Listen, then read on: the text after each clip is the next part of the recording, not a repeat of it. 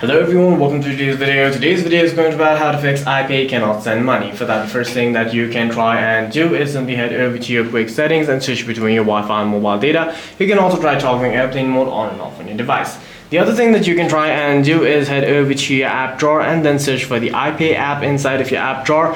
From here, what you can try and do is head over to and then make sure that you're logged into iPay on your device. Once you're logged into iPay, what you must do is head over to KYC and make sure that your KYC is verified. You must also make sure that you have enough balance inside of your account and you're not hitting any transaction limits.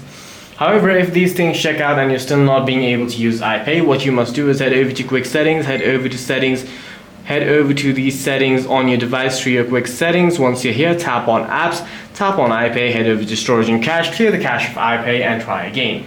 If the issue still persists, simply head over to your app drawer, search for iPay inside of your search bar, long press on iPay, uninstall it on your device and reinstall it from the Play Store. However, if the issue still persists, you will have to contact support for further assistance. For any further questions, please feel free to leave a comment down below.